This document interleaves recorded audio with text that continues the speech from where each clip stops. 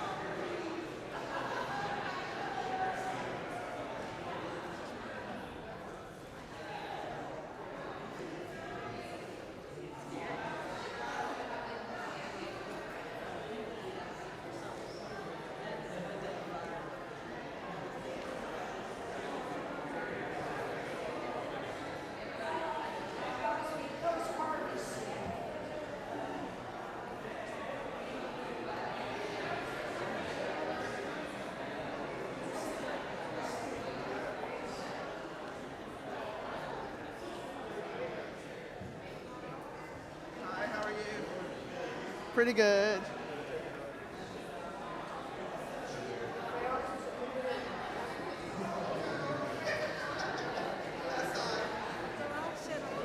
Yeah, go.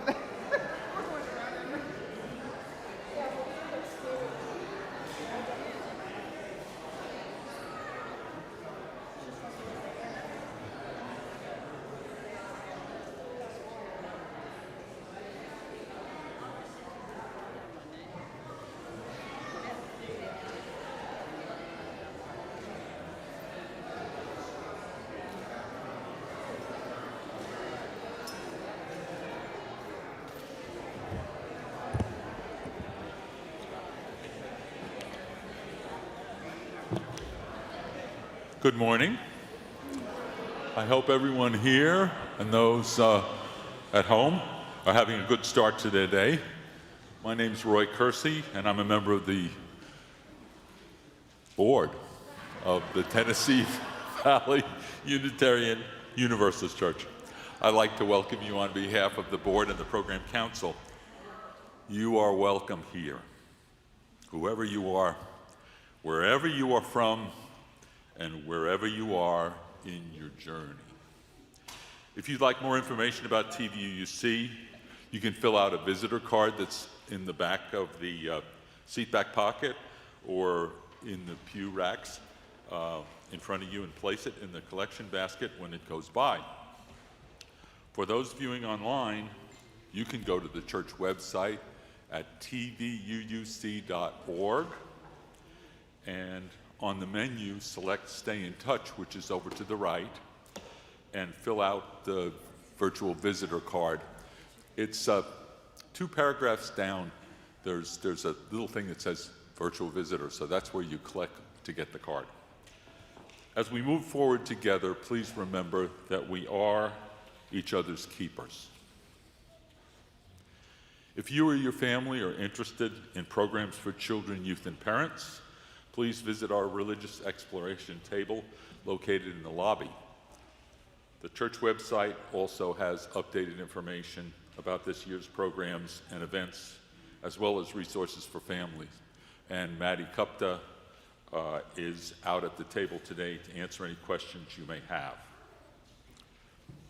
We have a lot of announcements today, and we're going to try to get through them all and not lose any. I've been juggling index cards and people. Taylor Thomas is going to talk to you about the TVUC endowment. Good morning, everybody. My name is Taylor Thomas, and those of you who attend church probably recognize me as being a part of the stewardship committee.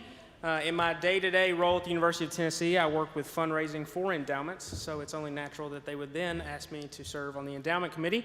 I'm also in my 30s and have 2 children under the age of 5, which I've heard makes me a prime suspect or prime prospect for the church fantasy draft whenever that happens.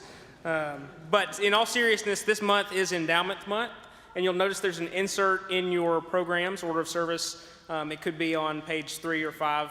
Greer and I were stuffing them frantically before the service, but it outlines how to give to the endowment and then highlights some past projects. First, I'll say, you might be wondering, what is the endowment? It is basically an investment of funds that allows us to spend interest on certain special projects. If you're interested, actually, in promoting or an idea for a special project, the deadline for that is October 16th of this month. It's a hard deadline, and you should submit any proposals for projects like the ones that you see on that flyer to Greer and Ovinger. And if throughout this month, at any point in time, you have any questions about the endowment, or members of the endowment committee, just stand up real quick, just so you can recognize them. Of course, you can always ask people in the office as well. Thank you all. If you want to turn in that sheet to one of us or to the office at any point in time, please do so throughout this month. This year, during Endowment Month, not only are we trying to obviously get people to give gifts, just during this month, but we imagine that there are a lot of people that are interested in estate planning or legacy gifts to the endowments. So if you already have that, we would like to know about it. There's a box you can check on the bottom there that lets us know. And also on October 22nd of this month, we're going to have an estate planning session with Amy Hess before the service, so at 10 a.m. That time, we'll get to talk a little bit more about why you might want to support the endowment. But again, if you have any questions about this month or anything endowment related, please reach out to one of us. And thank you so much, and enjoy the service.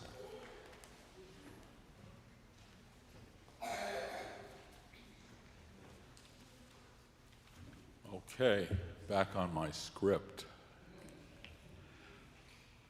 Maddie Kupta tells me that technology help sessions will be available on the first Thursday of the month from 5 to 7 in the Linda Krager Library.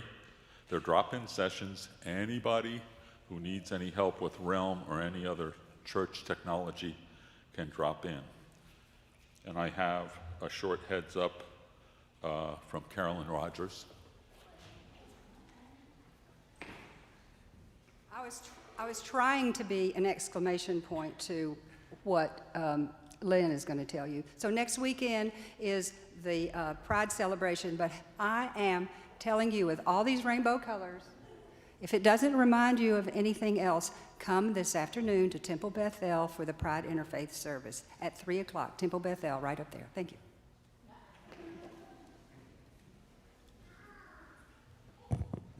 Good morning. Wanted to let everyone know that the Pride Parade is this Friday, October 6th, though you do need to be here at the parade before 5. They're closing the streets around it at 5:05, so please be here before 5 if you're driving a vehicle in the parade. We have 2 volunteers that are driving their vehicles, so if you need to ride in one of those rather than march, let me know so that I make sure there's a space for you. Since this is a night parade, glow-in-the-dark accessories are encouraged, so hit the dollar stores and look for those Halloween glow-in-the-dark decorations and make sure they're real colorful.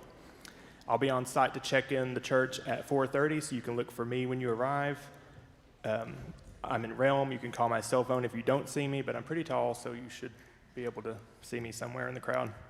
And I'll be at the welcome table after service if you have any more questions about the parade, and I hope to see you there.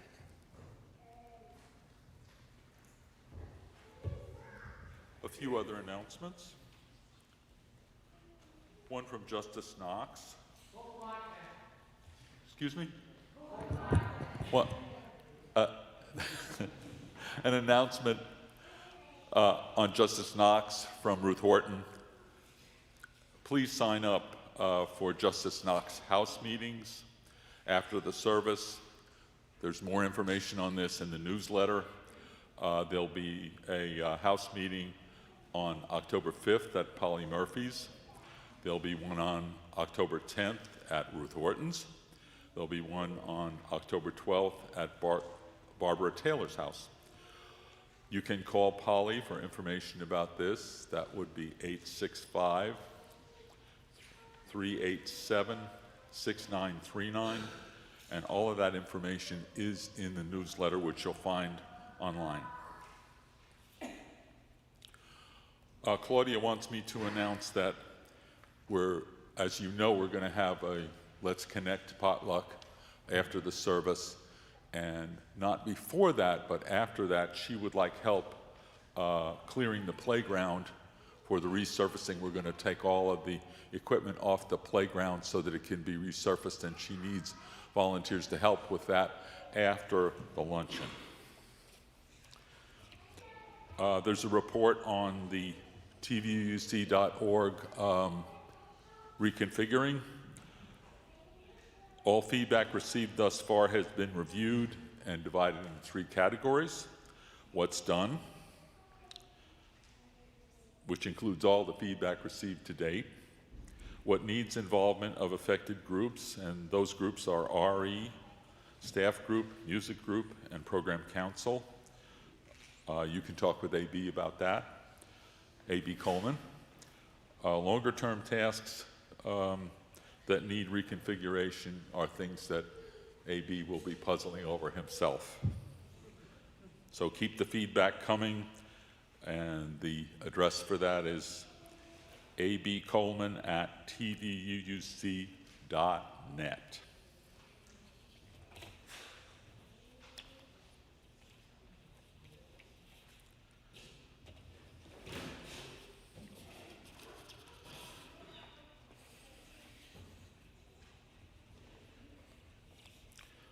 Please join us after the service for coffee and conversation in the fellowship hall and on the patio. The weather's great today, so we'll be out on the patio too.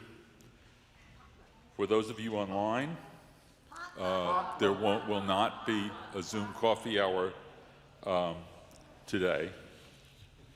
So silence your electronic devices as we enter into worship. And my friends down here, children anywhere in the sanctuary, we invite those of you who practice to sing with the choir to go over there to the choir now. Yeah, anybody who's practiced, the choir's going to get going. and I'm going to run back there and be in the choir. So the service is going to begin. Thank you.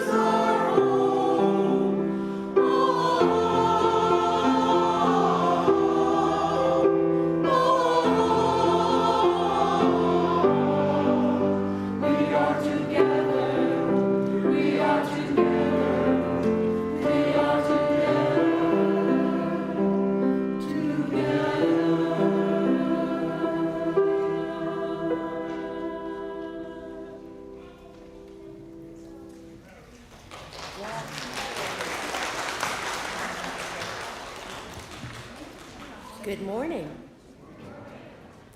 Anyone's Ministry by Gordon McKeeman. Ministry is a quality relationship between and among human beings that beckons forth hidden possibilities. Ministry is inviting people into deeper, more constant, more reverent relationship with the world and with one another.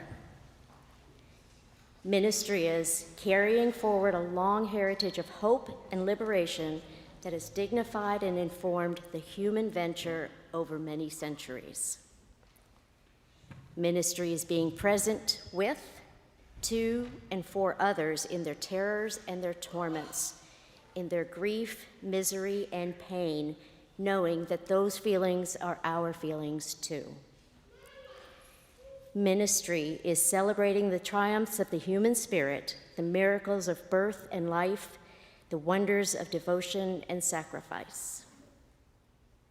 Ministry is witnessing to life-enhancing values. Ministry is speaking truth to power. Ministry is speaking for human dignity and equity, for compassion and aspiration. Ministry is believing in life in the presence of death. Ministry is struggling for human responsibility against principalities and structures that ignore humaneness and become the instruments of death. It is all this and much, much more than all of them, present in this wordless, unspoken, and ineffable. It is speaking and living the highest we know and living with the knowledge that it is never as deep or as wide or as high as we wish. Whenever there is a meeting that summons us to our better selves, wherever our lostness is found, our fragments are united, our wounds begin healing, our spines stiffen, and our muscles grow strong for the task. There is ministry. Come, let us worship together.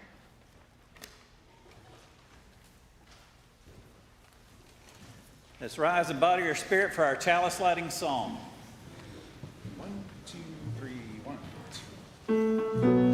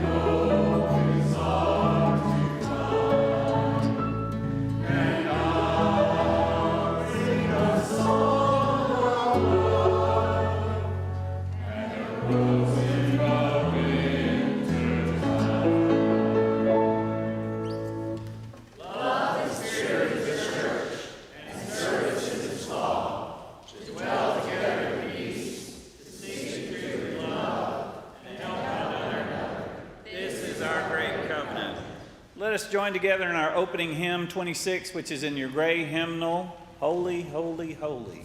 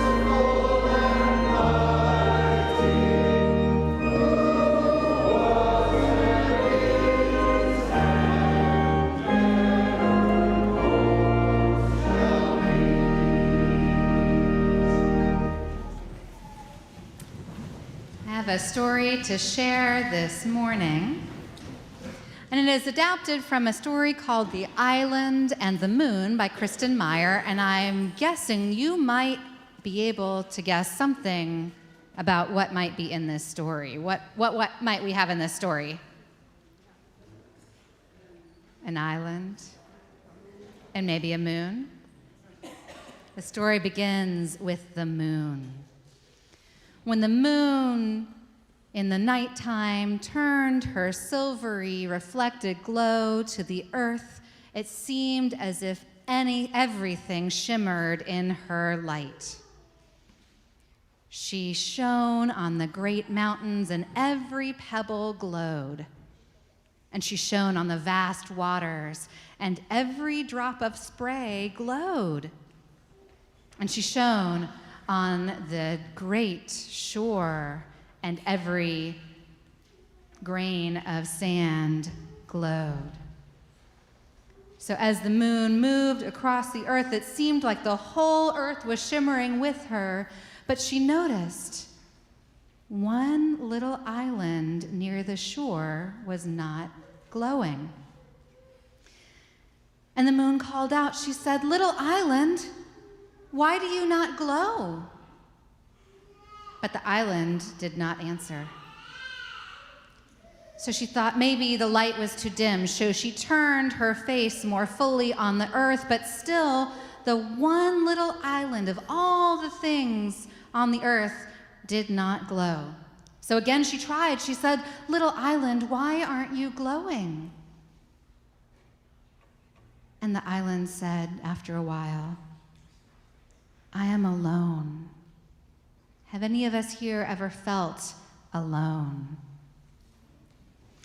And the moon said, "Little island, you're not alone. You're surrounded by the vast waters. They're right there with you." And the island said, "The waters are wonderful, but they're not like me. They are not land. I am alone." And the moon said, "Little island, you are not alone. You are but a stone's throw from the great shore. It is right there." And the island said, "I cannot throw a stone. I am alone, and alone I am too little to glow." Have any of us ever felt that we were not quite enough to do what we wish to do? The moon continued to try to reassure the island, and she said, "You're not too little to glow. I shine on everything on the earth equally. Every pebble and every drop of spray and every grain of sand and every little island." But everything she said was not enough to make the island change its mind, and it did not glow. But as the moon continued on her way, she had an idea, and she began to call out. She said, "Waters, waters, follow me." And so as she traveled across the sky, the waters in the bay where the little island was slowly, slowly began to follow the moon out into the ocean. And as they did, slowly, slowly, the great shore began to reach out toward the little island. Can you be the shore and reach out, stretch out towards that little island? And slowly, slowly, the little island began to reach out towards the great shore. And slowly, slowly, they touched. And for a few moments, the great shore and the little island were one. And then, slowly, slowly, the waters began to slip back into the bay. And the next night, when the moon came and made her way across the sky, she shined on the great mountains and every pebble glowed. And she shone on the vast waters and every drop of spray glowed. She shined on the vast beach and every grain of sand glowed. And she shone on the bay and every little island glowed. And community at its best is a little bit like that, I think. We know that being together in community doesn't mean that we can fix all of the things that are hard in our lives, but it is a place where we can touch one another and give ourselves connections. We can reach out to one another and others can reach out to us so that we have that reminder that each one of us has that light inside of us. And so may we provide that kind of community for all here with us, all who might join us, all in our world, and create circles of community that help us all know how beautiful and valuable we are and how much we shine.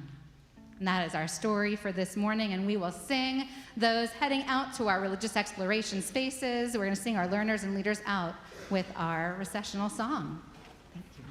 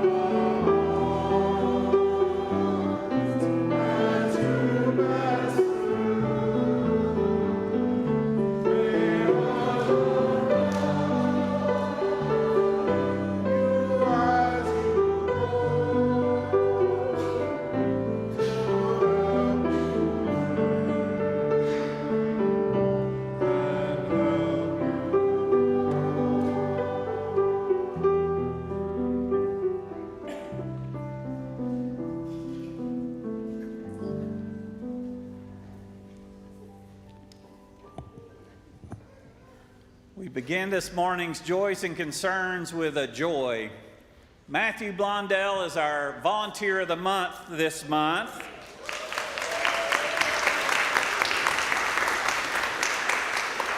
Regrettably, he can't be with us this morning, so we're celebrating it the first Sunday potluck next month. But Matthew is one of the more creative members of our flower team. You may have seen the beauty that these flowers bring to our sanctuary. They're also on social media. Our flowers are famous throughout the world. In addition to the flower team, Matthew has been important in strengthening our LGBTQIA work through the Welcoming Congregation Committee and has served on the Program Council and was a member of the board during some fairly stressful decision-making around the pandemic. At most church gatherings, Matthew Blondell is the most stylishly dressed. I hate to let you know that, but he is. And he brings joy and a great sense of humor to everything he does and a wonderful laugh. So let's thank Matthew for his good work.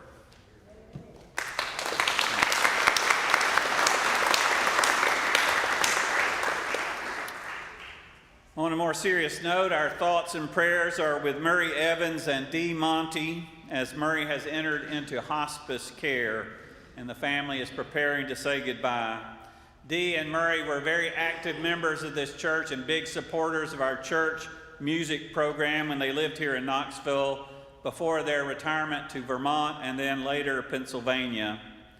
Murray is the father of Mark Evans and Tim and Karen.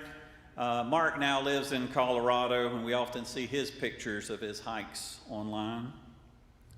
We're also mindful of Joe and Mary Touchton as Joe is home from the hospital recuperating from heart surgery, and Mary tells me it gets a little bit better every day. Things are moving in a good direction. And we're mindful of the Sis Cannon family as Holly Cannon recovers from a procedure and they await testing to see if the in vitro fertilization was successful. Please send positive thoughts, prayers, love, and light for both embryos to implant and grow healthy and strong as the Sis Cannons strive to grow their family.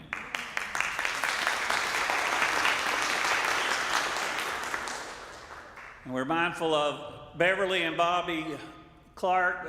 Beverly is continuing to recover, and they want everyone to know they appreciate the cards and the messages and support they've received from this congregation. Mindful of these joys and concerns and those that remain unspoken, let us send our love and light into the world by singing Sending You Light. 1, 2, 3.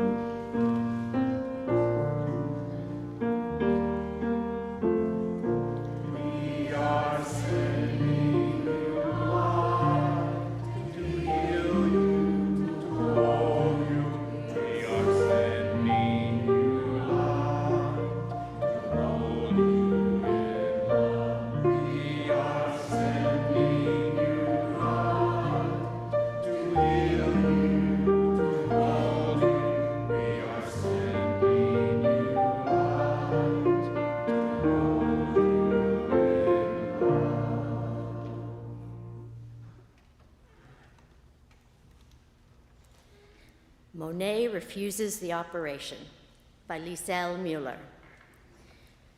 Doctor, you say there are no halos around the streetlights in Paris, and that what I see is an aberration caused by old age and affliction. I tell you, it has taken me all my life to arrive at the vision of gas lamps as angels, to soften and blur and finally banish the edges that you regret I don't see. I have learned that the line called the horizon does not exist, and sky and water are the same state of being. And now you want to restore my youthful errors, fixed notions of top and bottom, the illusion of three-dimensional space, wisteria separate from the bridge that it covers. I will not return to a universe of objects that don't know each other. The world is flux, and light becomes what it touches. Lilies on water, above and below water, become lilac and mauve. Yellow and white lamps, like small fists passing sunlight so quickly to one another that it would take long, streaming hair inside my brush to catch it, to paint the speed of light. Our weighted shapes, these verticals, burn to mix with air and change our bones, skin, and clothes to gases. Doctor, if only you could see how heaven pulls earth into its arms, how infinitely the heart expands to claim this world, blue vapor without end. Let us take a moment to reflect on the beauty of the imagery of that poetry and the beauty of the flowers on our altar and enter into a period of silent worship together.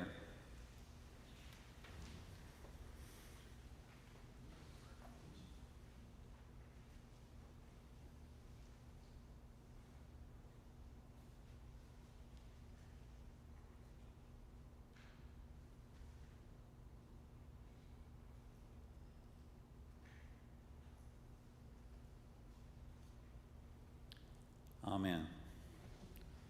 I invite you to rise in body or spirit for our second hymn, hymn 113 in the great hymnal, Where is Our Holy Church?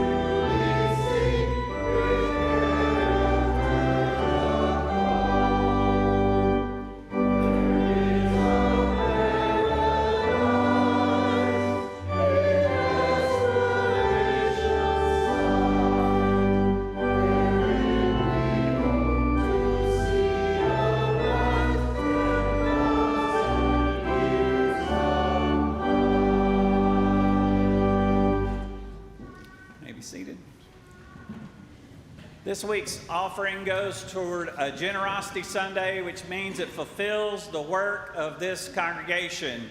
You heard earlier about the plans for rejuvenating our playground. That's part of where our generosity goes. our generosity goes to sustaining our religious education program and our adult programs. Today there's two special programs after church that you'll see in your order of service that you can participate in. So I invite you to give generously to the work of this congregation. You can give in many different ways. If you're old-fashioned, you can give cash and checks. There's a kiosk in the church lobby where you can swipe a credit or a debit card.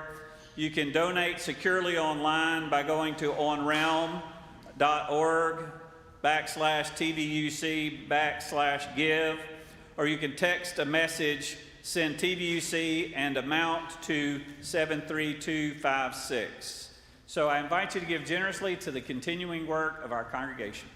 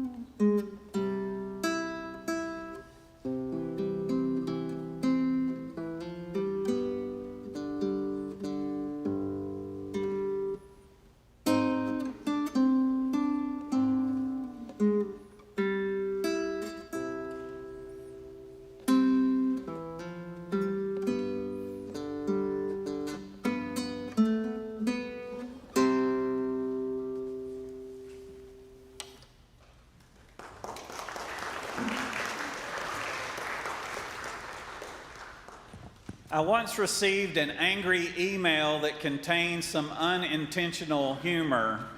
The sender was upset because of the direction he felt the forum committee of our church was going in. He felt that it was moving from a secular forum format toward more spiritual issues.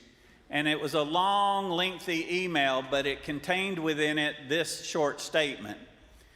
He said, "We have a tradition of offering secular we have a tradition of offering secular forums on secular topics in a secular manner. Why change now? Is anything sacred?"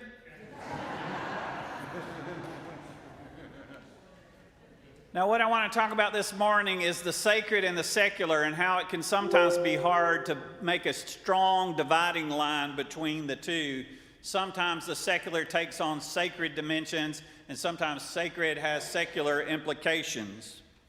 For instance, Richard Dawkins is an outspoken atheist. He's an author of a book called The God Delusion, and he loves to spar with believers on talk shows. And yet he can write something that sounds spiritual. He once wrote, "When I lie on my back and look up at the Milky Way on a clear night and see the vast distances of space and reflect that these are also vast differences of time as well, when I look at the Grand Canyon and see the strata going down, down, down through periods of time which the human mind can't comprehend, I am overwhelmingly filled with a sense of almost worship. It is not worshiping anything personal. It is a feeling of sort of abstract gratitude that I am alive to appreciate these wonders." I have a similar feeling when I see images that come to us through the Webb telescope or the Hubble telescope before, these images of the universe, which are so beautiful. The telescope is a scientific instrument meant to give us scientific data, and yet the pictures that we receive back on Earth can often fill us with reverence and awe. Sometimes we feel emotions that we connect with the sacred listening to secular music, a Beatles song, or looking at a painting like the Impressionist paintings, which have no explicit spiritual meaning. I've had many other experiences that inform my feelings about the sacred and the secular. For instance, on April 14th, 2019, I spent an evening outside of Notre Dame Cathedral in Paris to do a little night photography to support a campaign that I have, kind of a quixotic campaign, to have our church add gargoyles to our building. I was doing a little night photography, taking pictures of gargoyles at night, and it was a beautiful evening, and it was sort of a meditative evening walking around that cathedral.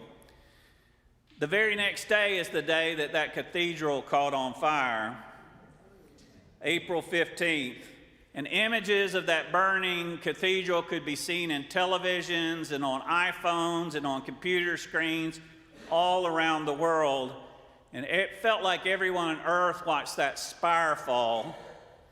And it felt like even the atheists and the agnostics felt like something sacred might be lost. On one level, a building is just a material thing. It's a material thing designed to serve a material purpose.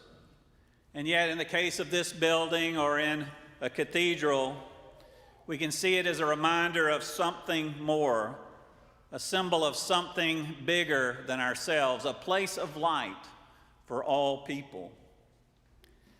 This past spring, I had the chance to return to Paris to serve as Minister of Residence at the Unitarian Universalist Fellowship of Paris. And Paris is a very secular city. Members of that fellowship say if you invite somebody to church, they might cringe. And religion is like a contagious disease, and they're worried it might catch. So we're grateful for all the friends we have with us today. It's an extremely secular city. In France, weekly church attendance is less than 5% of the population. So Paris is a very secular city, but if you ever get a chance to go there, you will have a chance to contemplate the sacred And one of my questions when I walk through that city is always, why does such a secular city need so many gods and goddesses? Because there's a goddess Nike, the goddess of victory on the Alexander III Bridge, and you have the god Pan in the Butte-Chaumont Park, or Diana, the goddess of the hunt, in the Luxembourg Gardens, and the god Apollo on top of the Paris Opera House.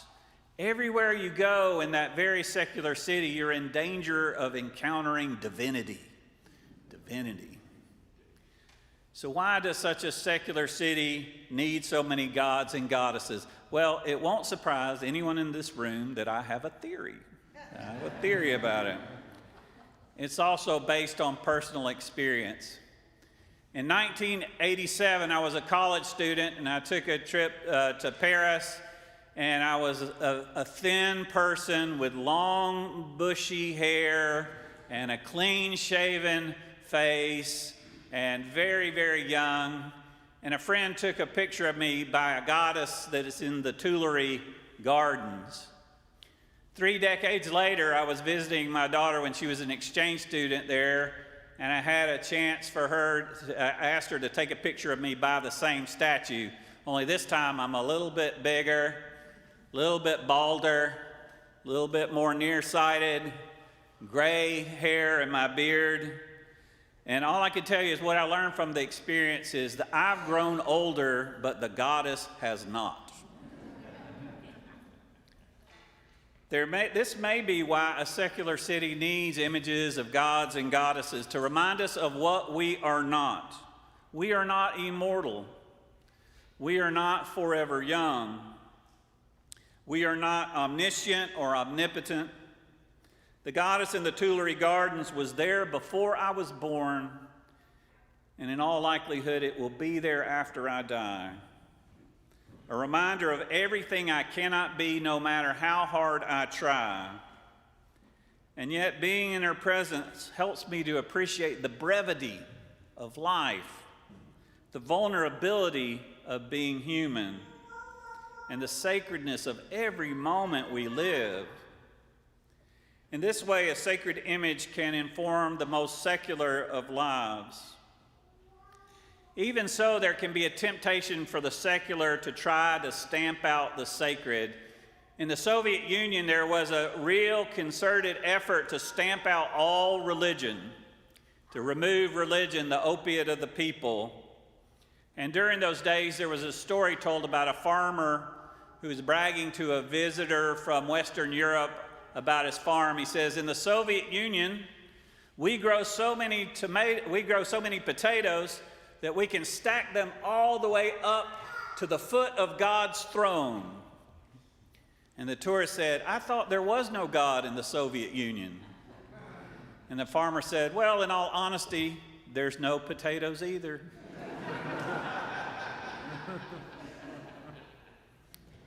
After the French Revolution, the government in France outlawed religion, outlawed Catholicism, and replaced it by reason. Many people don't know it, but Notre Dame Cathedral, they cleared out all the statues and rededicated it as a temple of reason. A temple of reason. But that didn't really catch on. Reason being too abstract a concept, people couldn't relate to it. So they tried the next step. They got a statue of a goddess and put it in the building and called her the goddess of reason.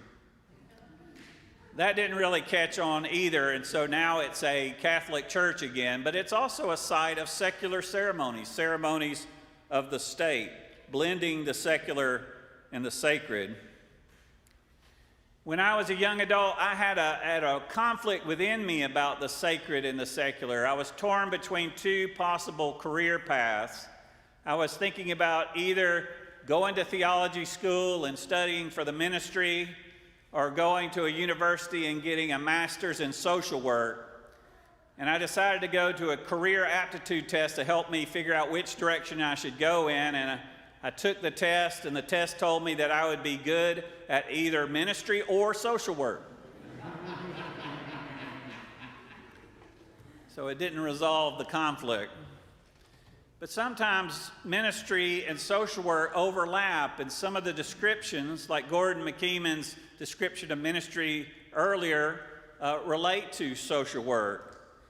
He said, in part, ministry is a quality of relationships between and among human beings that beckons forth hidden possibilities, inviting people into deeper, more constant, more reverent relationship with the world and with one another.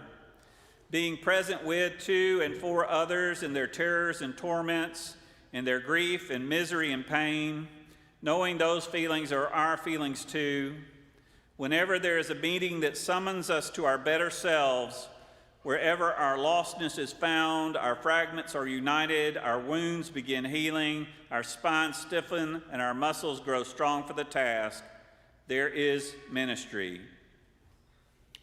After college, I decided, in sorting through my career possibilities, I went into social work and I went into working at a treatment center for alcohol and drug addiction rehabilitation and treatment. And there I took groups of people to meetings of Alcoholics Anonymous and Narcotics Anonymous and the 12-step program, which is a spiritual program. And that led me to start studying the Tao Te Ching and opened up my interest in Hinduism and Buddhism and Taoism, and as well as Judaism and Christianity and Islam and humanism. So my choice to go in a secular direction led me toward the sacred. When I discovered the Unitarian Universalist Church, I signed up for a class called Build Your Own Theology. And in that class, we were all invited to write our own personal definition of the word God. Now, because it's a Unitarian Universalist church, no one's going to make you do it. No one's going to force you to fill out that card. You're invited to do it. And here's what I wrote. I wrote, whenever two or more are gathered to love and support and encourage each other, there's a power greater than ourselves that can renew, restore, and sustain us. And that's my definition of God today still. But I am open to using other words, and I'm open to being in community with people with many different definitions or no definition at all. That's what the Unitarian Universalist Church is all about. Now, in the UU Church, we're a little bit different. In our church, we believe in comprehensive sexuality education. Indeed, this whole weekend, we've been doing a training with UUs from all around the area, as well as members of the United Church of Christ, to train in our whole lives comprehensive sexuality curriculum. Now, many people think of this as a secular activity. It's surprising. In the 1950s, the politician Cass Walker described our church when we met in a building down the street as the little church with the big roof where they talk about sex on Sunday. So a little bit countercultural. But we believe in having open and honest conversations about sexuality, conversations that are increasingly forbidden in the schools and in other public places, having open and honest conversations about sexual orientation and gender identity, believing that honesty is always the first step towards spiritual growth. And this afternoon you can walk from here to Temple Bethel. It's just a few feet that way. We're going to be having an interfaith Pride service to launch Pride Week at 3 o'clock this afternoon, and that's part of our belief of openness and honesty about all issues about sexuality. Now, that's not the way it's done in Appalachia all the time. When Loyal Jones was asked, a native of Appalachia was asked if he ever had sex education in the schools, he said, yeah, we did. First, the preacher came in and told us not to do it. Then the nurse came in and told us how not to do it. And then the principal of the school came in and told us where not to do it.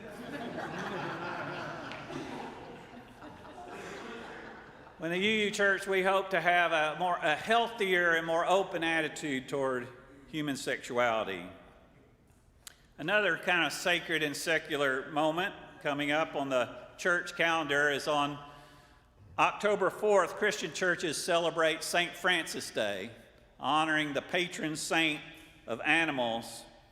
And since St. Francis is a Christian saint, it seems like an appropriate time to tell a Hindu story.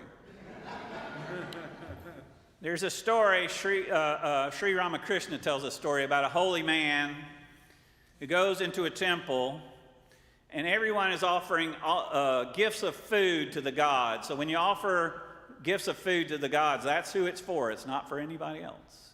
And you set it before the statues of the gods and the goddesses. But the holy man was sitting there worshiping, and all of a sudden he got up and he got some of the food and started feeding a stray cat that wandered into the temple. And the priests were very upset at this sacrilege, at this blasphemy, and they confronted the holy man and said, "Why are you doing this?" And he said, "I had a revelation. God is in everything, and everything is in God. So whenever I feed a stray cat, I'm making an offering to God." I mention this story because my wife Suzanne and I have done volunteer work with the Feral Feline Friends of East Tennessee group that works on spaying and neutering and caring for feral felines, a group that I would have, before I heard that story, considered a secular organization. We feed 2 cats that come up to our backyard. One we call Mr. Feral, the other we call Spike. And before we thought we were just engaging in secular animal welfare, but now we know every time we feed a stray cat, we're making an offering to God. And so in conclusion, let me say in the Unitarian Universalist Church in the 19th century, it was commonly said that we believe there is a divine spark in every person. A divine spark in every person you may encounter, and that includes atheists and unbelievers and secularists. There's something worthy of reverence in every person that we may encounter. There is a divine spark in every person who might send us an angry email.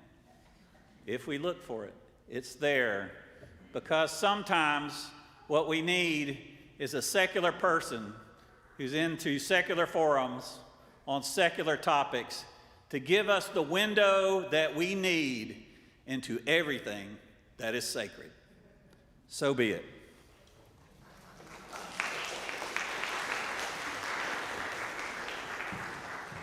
I invite you to join together in our closing hymn, which is in the Teal hymnal, 1008, When Our Heart is in a Holy Place.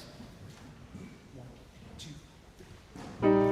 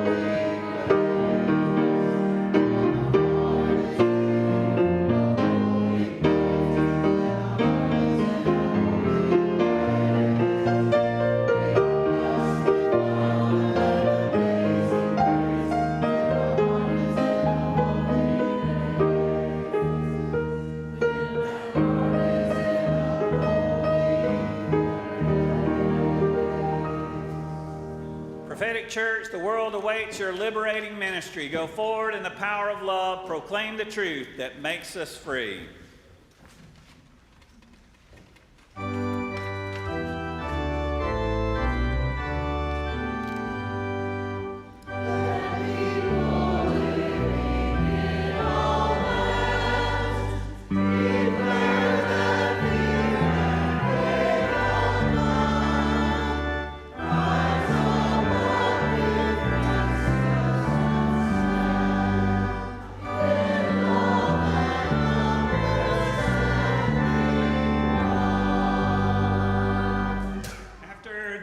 We invite you to join us for our potluck. Anyone can come.